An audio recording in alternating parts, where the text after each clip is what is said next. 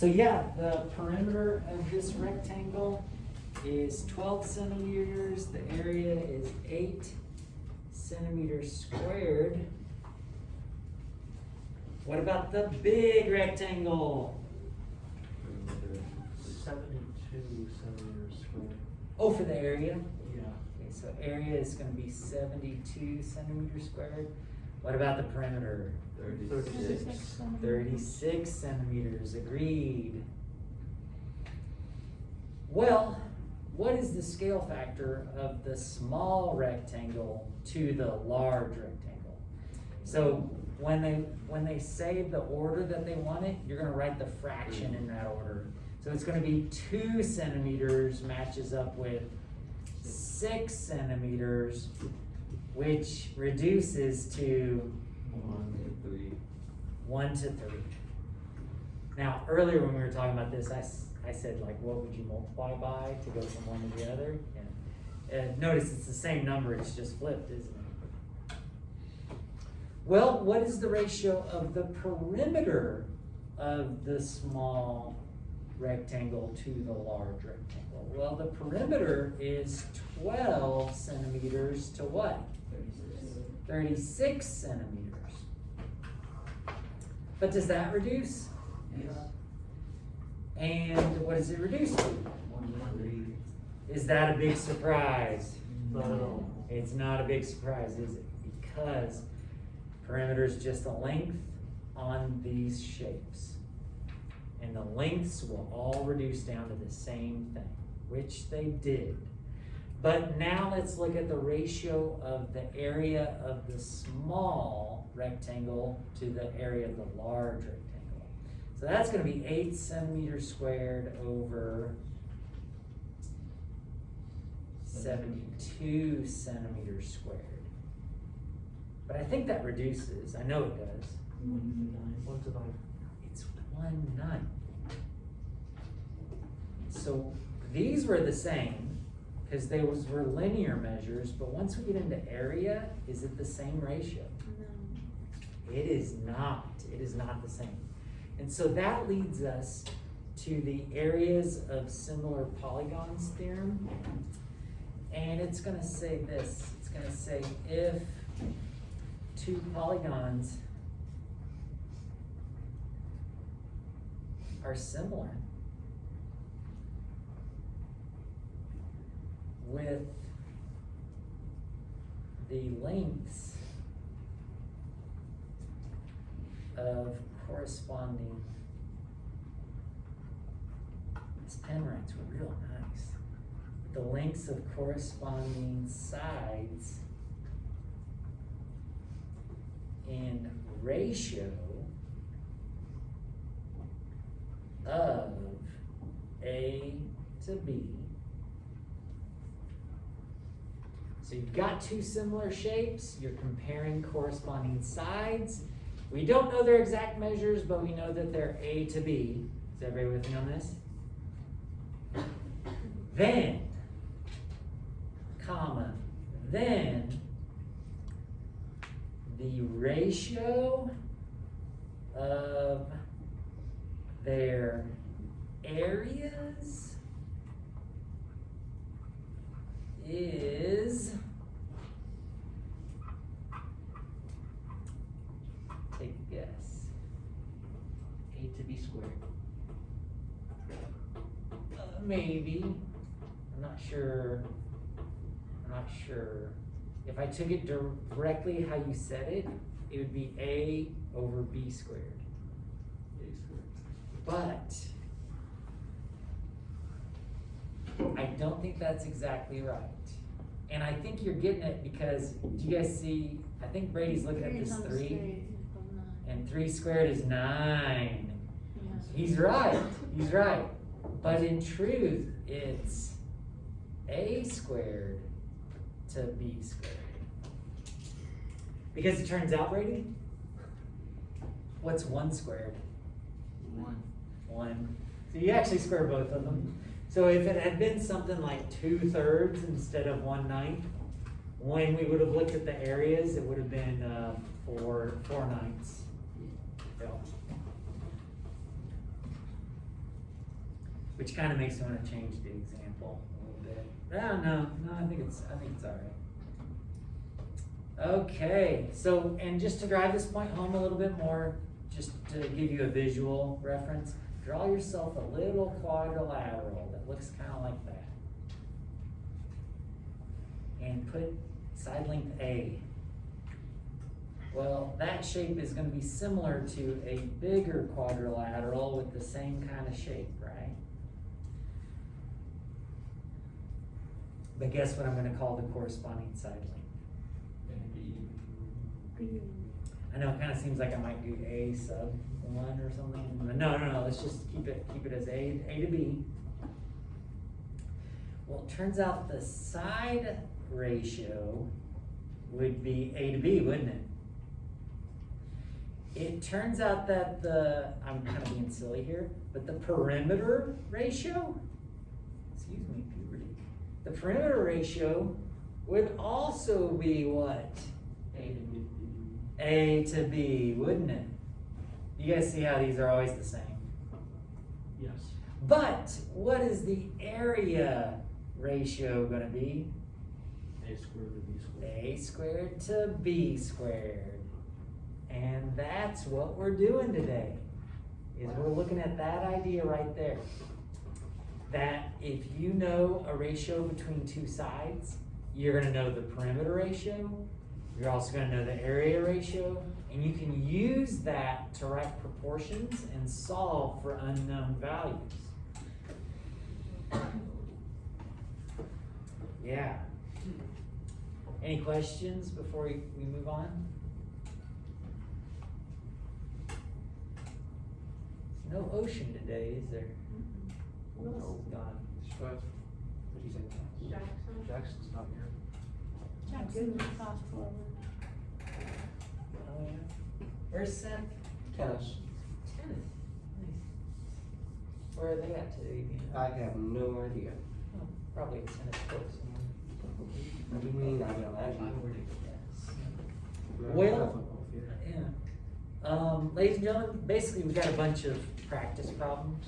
You want to dive in? Sure. Do you want to like pick one to do, or should we do one? Should we go in order? What's that? Start with one. Start with the first one. All right. You want example 1 says in the diagram, figure 1 is similar to figure 2. Good to know. It says find the following. Find the ratio of the perimeters. Man, that sounds intimidating, doesn't it? Ratio of the perimeters. Oh man, I gotta find the perimeters. Do I? No. No, it turns out the ratio of the perimeter is going to be the same as the ratio of the sides. And try your best to go in the order that they tell you. They're not really specifying the order, but see how they listed figure 1 first? So let's go 18 to 10. Does that reduce? Yes. It does. What is it? 9 to 5. 9 to 5. Yeah. 9 5. Definitely what I said. That's all right. That is the ratio of the perimeters, right? Ratio of P. Part B is to find the ratio of the areas. Oh man, I gotta find the areas of both of these and then divide it? No. How do we get the area, the ratio of the areas? You square that stuff, don't you? You just square that thing. Get 81 over 25. Bam. Pretty cool, huh? Like honestly, before today, if you had read that problem, I think you would have scratched your head for a little bit and maybe never got there. Yeah? How successful. Yeah. You maybe know, but now it's easy, isn't it? It's easy. You got this. All right. Do you want to go to example 2? Yeah. It's like an application problem. Are you sure you're ready for that? I think I mean, there's other problems that aren't application problems, kind of. I don't know. Do you want Let's to? just go ahead and get it out of the way. Okay. All right. Example 2 says you're painting a ceiling of 2 rooms that are rectangular in shape, as most rooms are, and similar to each other with a ratio of side lengths of 10 feet to 14 feet. So we know the shapes are similar. We could draw a picture. I don't really feel like it, but we could draw a picture, couldn't we? We know the corresponding side lengths are 10 to 14. But here's what they tell you. They say you need 7 quarts of paint to paint the larger ceiling. How many quarts of paint do you need to paint the smaller ceiling? Oh, I Okay, have got no an answer? idea. 5? Yeah, it's 5. 5? You guys get 5? That's cool. Oh, because it's, That's quick. what, 5? 10 is, You divide 14 Divide by by 2. 7. So it's a quart per 2 feet. Okay. Well, Wow. I'm not so sure. And here's why. Just, Well, no, I like it. You guys were like, he started it. Yeah. Okay. You're just following along. You're just following along. Sure. Yeah, like the Nazis say. Okay. Okay.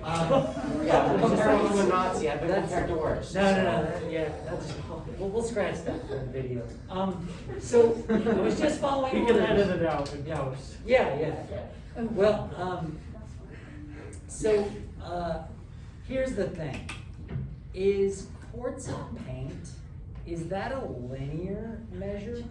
No, it is not. What does that mean? Yeah. If you're painting, are you painting just in a straight line? I mean, I guess you could, but not in this situation. Probably not in this situation because you're painting the whole ceiling. So I need you to think of this: 7 quarts. That's an area measure. The course is. It's saying number of quarts per ceiling, which is area, isn't it? Yes. Are these area measures? They are not. Right. If they were, then you guys would be spot on. Yeah. You wouldn't just be following orders. But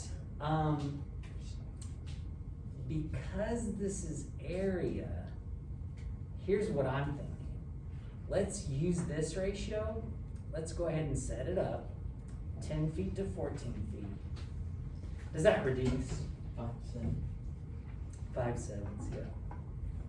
okay. That's the linear ratio, but what kind of ratio are we dealing with? We're dealing with area, so let's square this and get an area ratio of 25 to 49. So now we can do kind of what you were doing, I think, but with this ratio, okay? So here's the thing. This is representing the small rectangle. This is representing the big rectangle. Is this 7 quarts representing the small rectangle or the big rectangle? Big. We're gonna put it on the bottom and then an X on top. And we're gonna be able to figure this out, aren't we? Yes. So we wrote a proportion using areas, didn't we? That's right. Area ratio, area. 7 quarts is area. How can you solve this? Through hard work and determination. Indeed. Or you can just multiply by 7, couldn't you? That's Yeah. more than I'm certain. Is that hard work? That is the definition, actually, of hard work and determination. Multiply by 7. Multiply by 7. Yep, multiply by 7. You can totally do that. If X was on the bottom, would you guys know what to do? If X was the denominator? You could actually cross multiply if you wanted. Yeah, X times 25, exactly. But because X is on top, we just gotta multiply by 7. And if I told somebody, hey, I'm gonna get 25 sevenths of a quart of paint, would that make a lot of sense? Not really. Not really. So, I tell you what, let's make this improper fraction. Okay. How many times does 7 go into 25? 3. It's not 4? 4 is too big, isn't it? That'd be Comes 28, it's Yeah, 21. so 3. And then what's the remainder when you do that? 4. 4 is the remainder, and then it still needs to be divided by 7, Yeah. doesn't it? So our answer is 3 4/7 of a quart how many are you probably gonna buy? Four. Probably gonna buy 4 quarts, right? I'll just leave the answer like this, but if you want to make it 4 quarts, I would totally agree with you. Totally agree with you. Well, oh, by the way, this kind of brings up what I was thinking of. You guys don't have to write this if you don't want to. But what's the, if you were given like a measure in feet and you wanted to change it to inches, isn't the conversion factor like 1 foot is 12 inches? Do you guys agree with that? Yes. 1 foot is 12 inches. And you might need to flip it over, right? Depending on how you're doing things. But what happens is when people are given things like 5 or 50 inches squared, they'll often think that to convert this to feet squared, that they'll just divide by 12. No. But we learned yesterday that won't cut it. It won't cut it. And the reason it won't cut it is because this ratio is for linear measurements. We need a ratio that is for squared measurements. So it really is as simple as doing what? You square this and you get 1 foot squared for 144 inches squared. Bless you. And this would be the conversion that you would use to change this to feet squared. Are you guys with me on this? This is where I usually see people make a mistake in their thinking, is when it's unit conversions. I think I've seen this on like ACT or something. Okay, do you guys have questions for me? No, not really. Like math related questions? No. No? Okay. If you guys don't mind, I wanna save 3 and 4 for tomorrow. What time do you get out of here? Tomorrow, on Saturday? Well, I guess the next time we meet would be more appropriate. You get out at, 25. gosh, we got a lot of time left, don't we? We sure do, Mr. Rankin.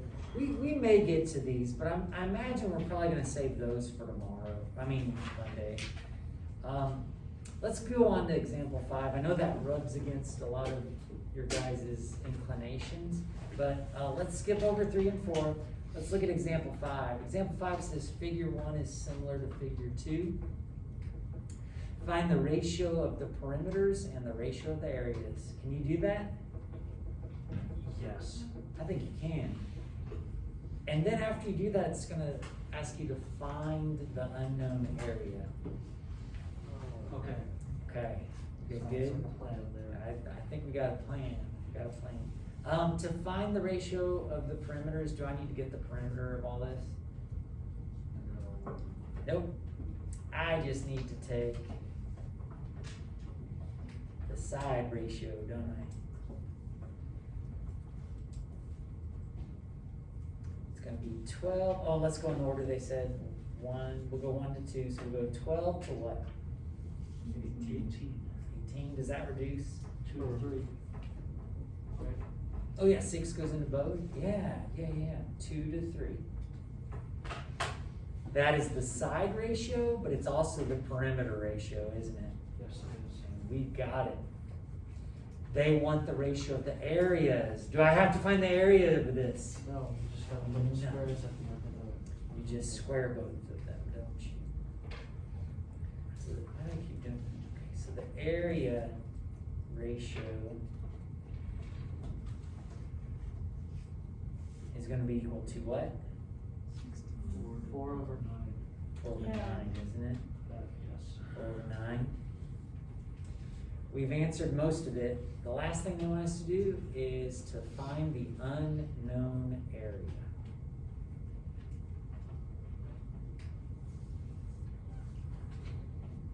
You guys want to try that out? Yeah. Let me know when you get an answer and we'll check it. Find the unknown area. The one that is not known. The area that is not given.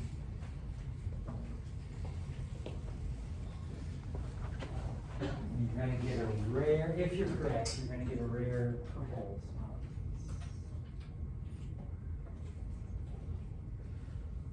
Interesting. Okay, no, you're totally right, but I would prefer an exact answer on this. So you just write it as a fraction. Yeah, do you think so? But I think you're spot on.